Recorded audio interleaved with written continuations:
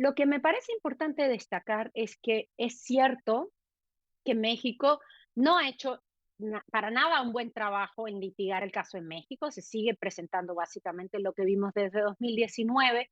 La judicialización del caso en México prácticamente no ha avanzado, la investigación del caso en México tampoco ha avanzado casi nada, casi todas las denuncias que ellos hicieron y que llevaron a que se congelaran las cuentas bancarias de muchos de los participantes en esta red. El caso que sí ha avanzado ha sido la demanda civil en Miami. En este momento el caso en Miami está parado porque está en un proceso de apelación y es un proceso que va a terminar, se resolverá la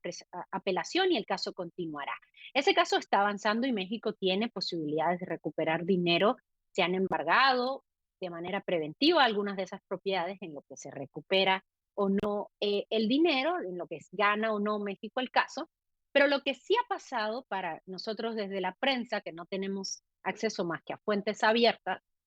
es que entendemos mucho más de cómo funcionó ese esquema de corrupción a través de la demanda civil en Miami, que es la demanda que está más activa, que realmente está avanzando y sobre la que hay muchísima información. Lo que podemos ver claramente es que García Luna en efecto sí tejió una red de corrupción, que sí dio contratos a personas con los que estaba relacionado de manera privada, con negocios privados, y después recibió dinero de ellos, que es lo que diríamos comúnmente también un soborno, a diferencia de los sobornos que le entregó el cártel de Sinaloa, que eran maletas con billetes, como los vemos en las películas. En este caso era bastante más sofisticado y lo que sucedía era, bueno, yo te doy un contrato y después de las ganancias de ese contrato tú compras una mansión de $3 millones en Miami y yo vivo en esa mansión sin pagar renta y sin pagar nada. Al final, eso también es un soborno, porque yo estoy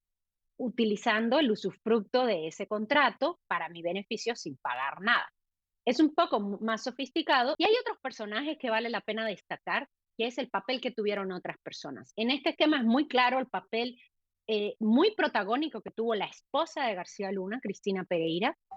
quien ella está denunciada en México como parte de la denuncia criminal y está también como parte de las demandas civiles en Miami, como cómplice de García Luna en lavar todo este dinero. Son casos que no están concluidos, es verdad que ella nunca estuvo acusada en el caso de Nueva York por narcotráfico, incluso ella declaró a favor de él en el estrado de Nueva York, pero en el caso de La única. México, por la demanda exacto, la única persona que declaró a favor de él, pero también ella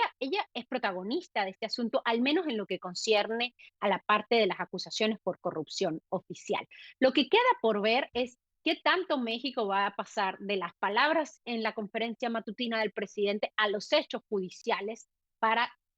determinar si realmente hubo un desfalco al gobierno mexicano, si hay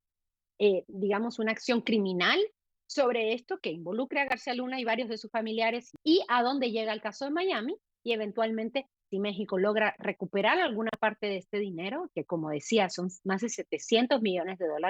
y cuánto de este dinero logra volver a México, porque esto sienta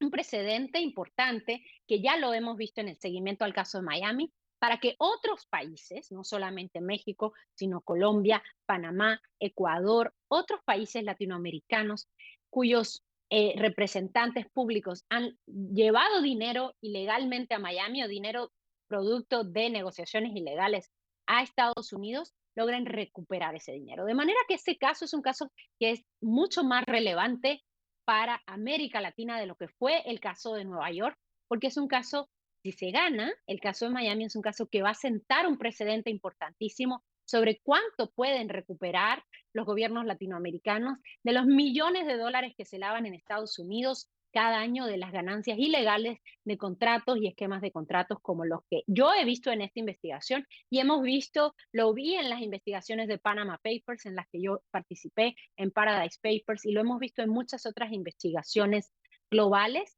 en las que vemos claramente que los periodistas cada vez nos tenemos que especializar más, tú lo sabes muy bien también, Carmen, en crimen transnacional, porque muchas veces el dinero se extrae en un país y se invierte en otro país, de manera que cada vez tenemos que especializarnos más en entender cómo funciona esto, porque el crimen, tanto proveniente del gobierno como del narcotráfico, se ha sofisticado y se ha vuelto transnacional y por tanto también tienen que hacerlo nuestras investigaciones.